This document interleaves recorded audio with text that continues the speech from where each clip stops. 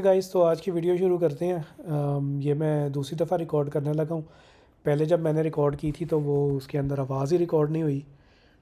तो ये चार्ट जो है DXY का चार्ट है और ये मैं बता रहा था कि यहाँ पर जो है वो एक मतलब पैटर्न की फॉर्मेशन हो रही थी, लेकिन वो पैटर्न नीचे की तरफ टूट गया अब।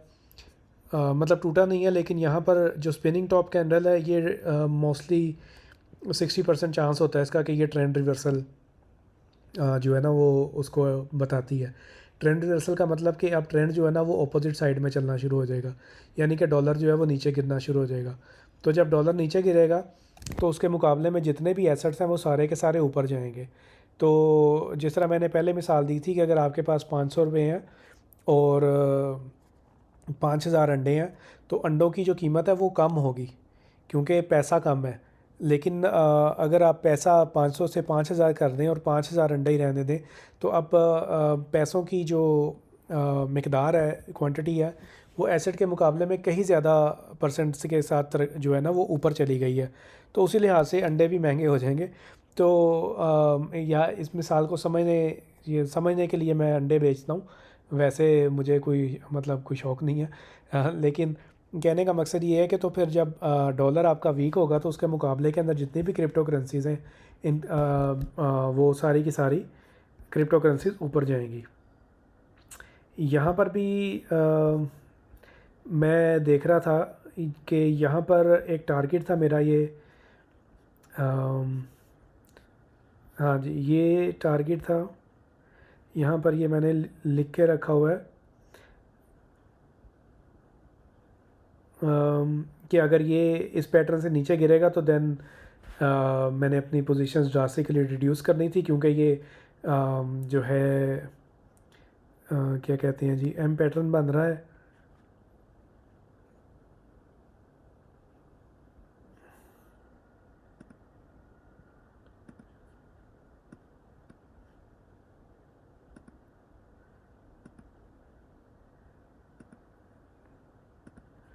मिल गया रिब्रश। तो ये एम पैटर्न बन रहा है। एम पैटर्न जो है वो बेरिश पैटर्न होता है और वो टूटता है तो फिर वो नीचे की तरफ टूटता है। तो हम लोगों ने अब उसके बाद मेरा एक और टारगेट था जो कि ये 63 था। 63, अब ये देखें यहाँ पे हम लोग जब पहले 63 से नीचे गिरे थे, तो पहले उससे पहले जो थी ये 63 जो है ना, हम लोगों ने इसको काफ़ी दफ़ा सपोर्ट के तौर पे जो है वो हम लोगों ने उसको यूज़ किया है। और उसके बाद यहाँ पर जब ये सपोर्ट टूटी थी तो फिर ये इससे ऊपर नहीं जा सका, तो ये सपोर्ट रेजिस्टेंस में बन गई थी। तो उसके बाद फिर बिटकॉइन खैर नीचे गया और नीचे से टैप हुआ है। अब ये पहले वाली जो सपोर्ट है उसने उसको टेस्ट किया और वहाँ से अब फिर ये वाली जो रेजिस्टेंस बन गई हुई थी इसको उसने तोड़ा है और बैक टेस्ट किया है। तो अब बैक टेस्ट किया है तो अब ये काफ़ी बुलिश है। तो अगला टारगेट जो है वो है अराउंड 74 का, और 74 के बाद पॉसिबिलिटी की है कि हम 60 को दोबारा एक बार रीटेस्ट करेंगे। और ये 74 होने की जो मतलब पिछली साइकिलों के साथ अगर कंपेयर करें तो अगस्त 12 से लेके अगस्त 30 तक जो है वो हम लोगों को 74 तक होना चाहिए। दूसरा ये देखें कि कितनी बुलिश न्यूज़ है कि जो US गवर्नमेंट है, जो US dollar already reserve currency है, वो बिटकॉइन को reserve currency as a reserve asset hold करने की बात कर रहे हैं। तो आजकल जो है वो मतलब आर्टिफिशियल इंटेलिजेंस के अंदर वो काफ़ी ज़्यादा तरक्की हो रही है। तो उससे होता ये है कि अभी तो जो रिसर्चर्स हैं वो रिसर्च कर रहे हैं, लेकिन हर आइट्रेशन के बाद जो है जो रिसर्च है ना वो आप कह लें कि 2x यानी कि 200% करनी इजी हो जाती है, क्योंकि जो हमारे पास रिसर्च आती है उसी से हम लोग जो अपने बोर्ड्स और एल्गोरिदम्स हैं उनको ट्रेन करते हैं और फिर वो 2x एफिशिएंट हो जाते हैं। तो एक टाइम आएगा कि जब पूरे का पूरा जो एक ह्यूमन रिसर्चर है उसको AI रिप्लेस कर सकेगी। तो AI तो ना थकती है और मतलब वो 24 घंटे काम करती है, और मल्टीपल कंप्यूटर्स प्रोसेसिंग पावर का इतना मसला नहीं है अब, क्योंकि हर चीज़ क्लाउड पे है। आपको इंफ्रास्ट्रक्चर जो है वो ख़रीदना नहीं पड़ता। तो कहने का मकसद ये है कि मतलब एआई जो है वो बहुत ज़्यादा तेज़ी से तरक्की करेगी, तो एनर्जी जो है की जो कॉस्ट है वो माइनस में जा सकती है।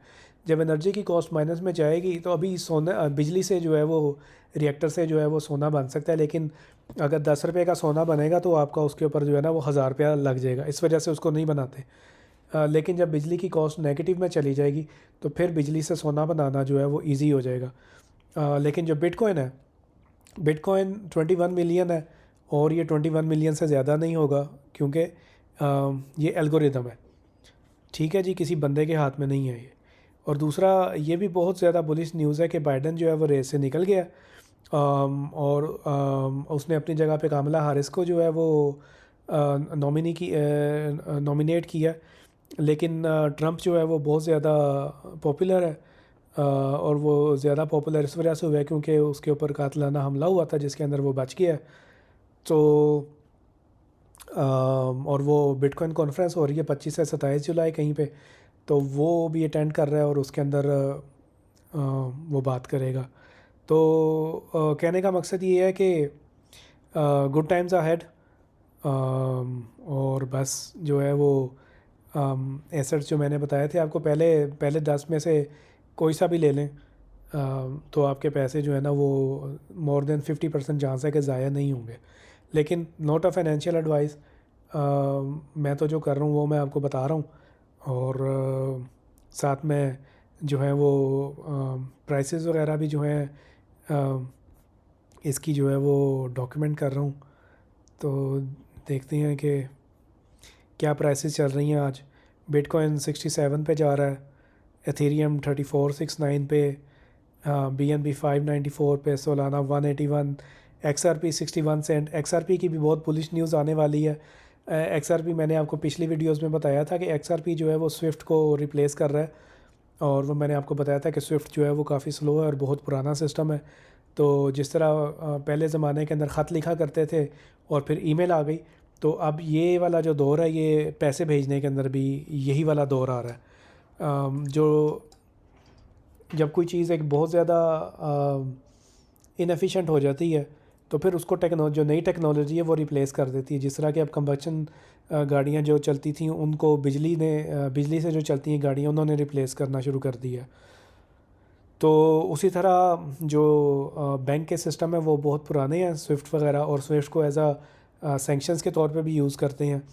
तो अब जब दो मुल्कों ने आपस में ट्रेड करनी होगी तो पहले वो US डॉलर को as a bridge asset use करते थे कि फॉर एग्जांपल अगर इंडिया ने ट्रेड करनी है रशिया के साथ, तो इंडिया जो है अपने पैसे बेच के US डॉलर ख़रीदेगा और फिर वो US डॉलर रशिया को देगा। और अगर रशिया ने इंडिया के साथ ट्रेड करनी है तो जो रशिया है वो पहले US डॉलर ख़रीदेगा और फिर वो US डॉलर ख़रीद कर तो जो है इंडिया को देगा। उसकी वजह ये है कि अगर वो इंडियन रुपी होल्ड करेगा तो दुनिया के अंदर जो रिज़र्व करेंसी है वो US डॉलर चलती है। तो वो फिर अगर मेरे पास इंडियन रुपीज़ हैं तो फिर इसका मतलब है कि मैं सिर्फ इंडिया के साथ ही ट्रेड कर सकता हूँ।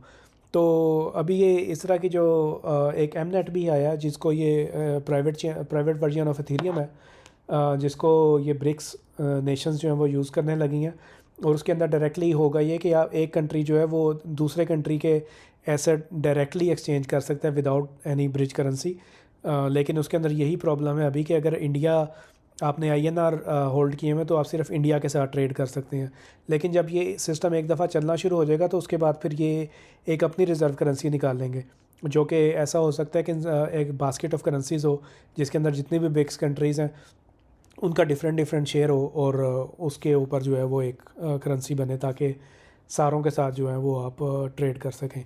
ठीक है जी, डॉज कॉइन को भी जो है वो पंप लगने लगा है क्योंकि इलॉन मस्क ने अपनी ट्विटर की प्रोफाइल जो है वो कर ली है, क्या कहते हैं जी, लेज़राइज़ कर ली है, ये देखें। तो लेज़राइज़ का मतलब होता है कि बुलिश क्रिप्टो के ऊपर। तो जब इस तरह के लोग जो इन्फ्लुएंसर्स हैं जो कि सिर्फ जिनकी एक ट्वीट के ऊपर पूरी की पूरी मार्केट हिल जाती है, तो जब ये लोग भी गेम के अंदर आ जाते हैं तो इसका मतलब है कि अब जो है ना अब मज़ा आया है। ठीक है जी, कार्डानो भी जो है वो बहुत अच्छा प्रोजेक्ट है लेकिन बहुत ही लोग उसको डिसलाइक करते हैं, बट इन फ्यूचर मतलब आप देखकर कहा करेंगे कि ओ माय गॉड, मैंने कार्डानो 43 सेंट का देखा हुआ है। एवलांच भी बहुत अच्छा कॉइन है गेमिंग के लिए, ये जो है बहुत यूज़ हो रहा है। और एवलांच के सबनेट्स जो हैं वो बहुत ज़्यादा एक यूनिक टेक्नोलॉजी है। फॉर एग्जांपल जिस तरह इंटरनेट के अंदर हम लोग सबनेट्स बनाते हैं ना, उसी तरह जो एवलांच की ब्रांच है उसके अंदर आप अपना एक सबनेट बना सकते हैं।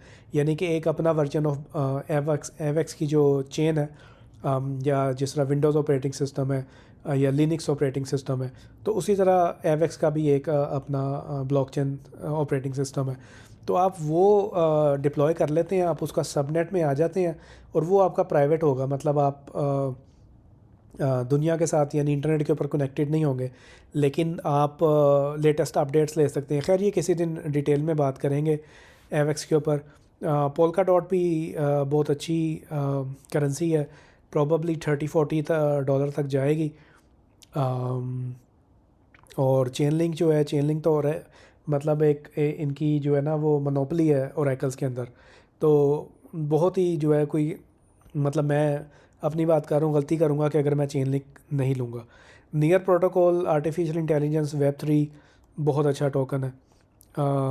ये 1 के ऊपर गया हुआ था। तो हाँ बस ठीक है। एप्टोस भी बहुत अच्छा है, रेंडर भी बहुत अच्छा है। फाइल कॉइन के अलावा एक और है स्टोर जे, क्योंकि फाइल कॉइन तो ऑलरेडी अब नहीं, सॉरी, आरवीव को मैं मिक्स कर रहा हूँ। स्टोर जे भी जो है वो बहुत अच्छा कॉइन है। IMX भी, अगर गेमिंग टोकन कोई भी किसी होल्ड करना हो मैंने, तो मैं जस्ट IMX लूँगा। ठीक है, तो नो फाइनेंशियल एडवाइस गाइस, मैं अपना बस नॉलेज शेयर कर रहा हूँ जितना मेरे पास है। अगर इससे किसी का भला हो सकता है तो क्यों नहीं। तो फिर मिलते हैं नेक्स्ट वीडियो में। Okay, take care, bye bye.